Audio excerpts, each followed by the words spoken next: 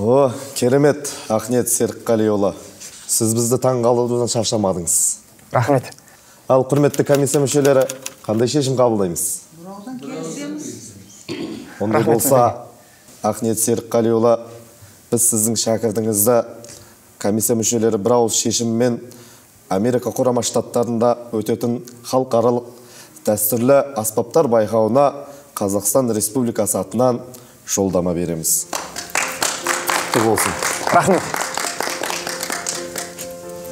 Үлкен рахмет сіздерге. Сенімдеріңізді ақтауға тырысамыз. Ал, құрман айналайын. Бүкіл қазақ халқы саған сенім артып жатыр. Ата-бабамыздан қалған мұра. Қазақтың қара домбырасының үнін бүкіл жер шарына шырқат. Қазақтың күйін бар әлем тыңдасын.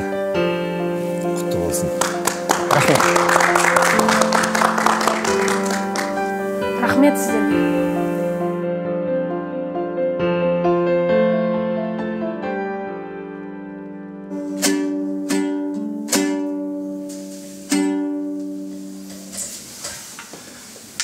Ал Құрманжан, айналайын.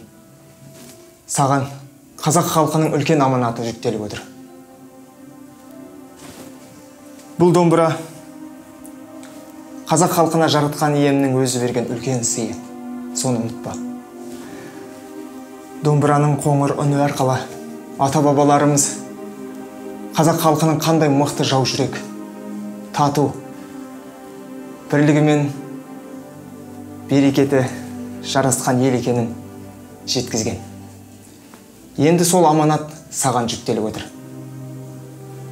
Қазақтың намысын берме. Жаратқан ием сені қолдасын.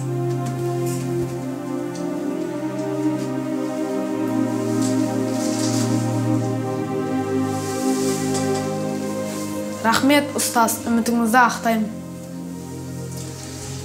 Құрманжан, айналайын. Мен де сен сияқты шәкірт болған. Менің де ұстазым болған. Бір күні ұстазым, мына домбыраның үнін өшірме. Бұл домбыраның үні өшкені, қазақтың үні өшкені деген. Нағыз қазақ қазақ емес, нағыз қазақ домбыра деген. Енді міне сол сәт саған келіп жетті. Мына домбыраны мен саған сыйға тартам. Ала ғой. Айналайын. Рахмет, ұстаз. Сіздің және халқымның үмітін ақтаймын.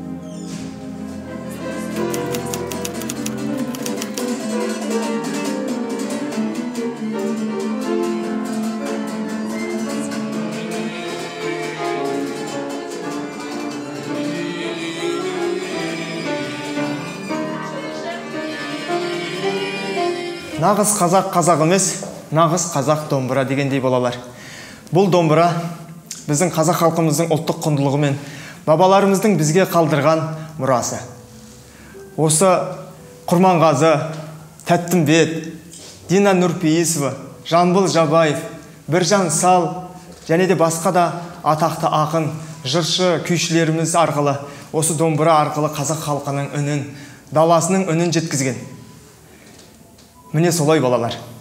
Ал Дина, үй жұмысына дайынсың ба? Иә, ағай, дайынмын. Ал енді тыңдайық.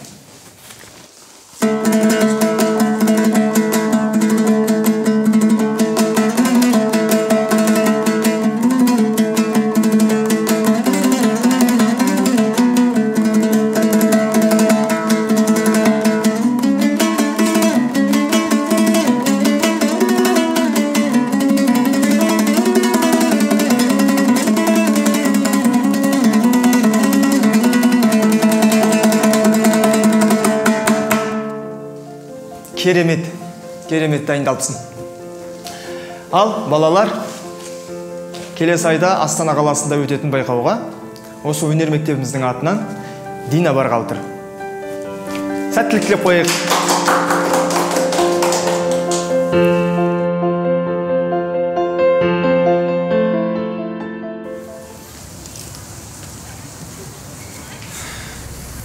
Ассалаумалейкум рахматуллахи баракату. Қалайсың, ахи? Амансың ба? Уалейкум ассалам рахматуллахи баракату. Осман ұстаз, қалайсыз? Альхамдулилля, жақсымын. Бірінші. Екінші. Стажер дайынсыңдар ма? Бірінші дайын, жолдас полковник. Екінші дайын. Стажер дайын, жолдас полковник. Стажер, айналаңдағы қыздарға қарама. Бірінші. Эфирде артық сөз етпейміз. Кешіресіз, жолдас полковник. Абдусалип, маңызды іс болғалы тұр. Стафираллах бұл бидағатшы бейнамаз. Кәпірлерді бұл жерден құрту керекпіз. Алланың жердегі көлеңкесі, Абдулла ұстаз айтқандай, халифат құру біздің басты мақсатымыз. Біз Алланың хақ жолындамыз. Аллаху акбар. Аллаху акбар. Ұстаз, өткендегі парақшалар дайын ба? Альхамдулилля, Алланың қалауымен дайын. Телефоныңа жібердім, көш.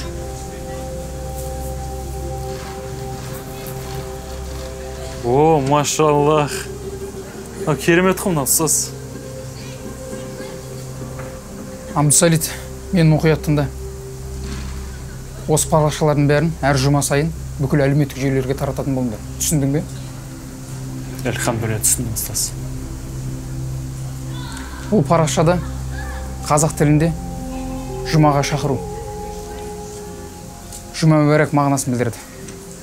Ал араб тілінде жихадқа шақыру. Бұл кәпірлер дымды да түсінбейді. Бір-біріне таратып, сотталып жүре берсін. Ұстаз, сонда түсінбедім. Бір-біріне таратқан үшін соттала ма? Иә. Қылмыстық кодекстің 256 бабы бойынша терроризмді насихаттау 5 жыл мен 9 жылға дейін бас бостандығынан айырылады. Машалла, ұстаз. Мынауыңыз керемет қой. Ол дінсіз жахилдерге бір жақсы соққы болайын деп тұр. Аллаху акбар, ұстаз. Аллаху акбар.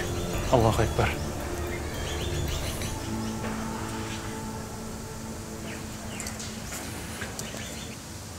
Құрманжан, сен бісің? Құрман? Бөгде бір адам кеп қосылды, жолдас полковник. Иә, көріп тұрмын. Стажер, кім екенін анықташы? Жарайды, қазір. Жолдас полковник, 3-ші адам Бекжігітов Ақниет Серікқалиұлы 1975 жыл туылған, музыка мектебінің мұғалімі, домбыра класынан сабақ береді. Абдул Саидтің бұрынғы мұғалімі. Мен ешқандай да құрман емеспін. Қалай? Мен ғой ағайын. Мен сені танып тұрмын. Сен менің шәкіртімсің ғой? Құрман Нұржігітұлы. Субханалла, ешқандай да құрман емеспін деймін. Менің атым Абдул Саид. Абдул Саид, кім бұл? Астағфиралла. Ұстаз, жахилдердің біреуі ғой. Қалай өзгеріп кеткесін? Құрман, қалай өнер қалай? Мен сыйға тартқан домбыраны тартып жүрсің ба? Шәкірттерің бар ма? Астағфиралла, қандай шәкірт, қандай домбыра? Субханалла. Домбыра деген сіздің бидағат, ширк ол. Сен? Мен сізді танып тұрмын. Ақниет ағай ма? Иә? Мен қазір Алла жолындамын. Сіз менің ұстазым емессіз. Менің ұстазым Осман Али.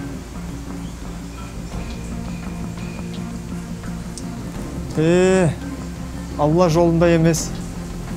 Шайтанның ширк жолындамын десеңші. Субханалла.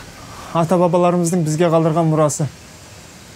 Қара домбыраның үнін өшіргенін десеңші. Астағфиралла. Не айтып тұрсыз? Сіздің айтып тұрған ата-баба дәстүр исламның орнына да келмеген ғой. Сол баяғы адасқан ата-бабалардың артынан жүрсіңдер ме әлі? Бауырым, сен олай қателеспе. Біздің ата-бабамыз тура жолда адаспаған. Дәлелің бар ма оған? Әрине бар. Ата-бабамыз аттың үстінде отырып, бір найзаның ұшымен, бір білектің күшімен, осыншама кең байтақ жерімізді аман алып қалған. Және де бізге мына ұрпақтарына мұра етіп қалдырған. Ата-бабамыздың мақал мәтелдері болсын, көне сөздерінде Құран мен хадиске сүйеніп айтылған. Мысалыңды келтірші оған. Аққа Құдай жақ. Алла деген құр қалмас. Ұлы Абай атамыздың Алланың өзі де рас, сөзі де рас. Рас сөз ешқашан жалған болмас деген. Енді айтшы бауырым, осы жерде кім адасқан? Білмейді екем ол жайлы мен.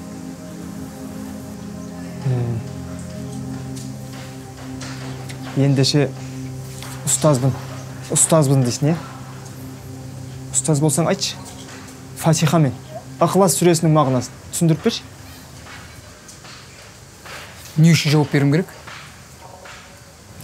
Ардақты пайғамбарымыз саллаллаху алейхи уассалам бір адамның көңілін қалдырған қағбаны қиратқанмен тең деген.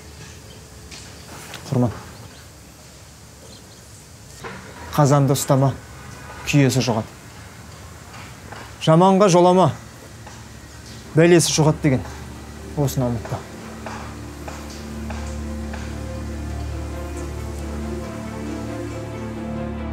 Үшінші адам кетті, жолдас полковник. Жолдас полковник, екі объект жайында. Кет. Сто, тез, сто. Жүрма, жүр.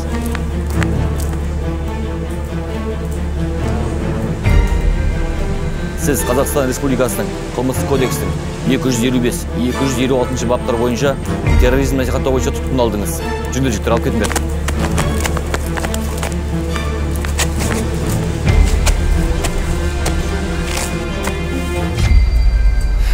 Абдулсаид? Абдулсаид емес, ұстаз. Құрманмын ғой. Мына жерде ұзатыңдар.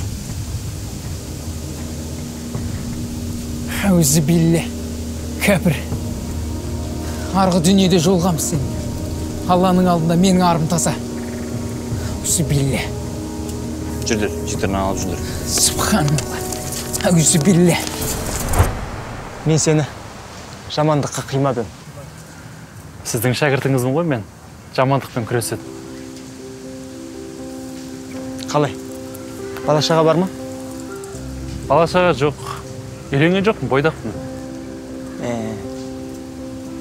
Шығармашылық не болып жатыр? Шығармашылық... Сіз маған сыйға берген домбыраны қарындасыма бергем. Қарындасым сіздің шәкіртіңіз.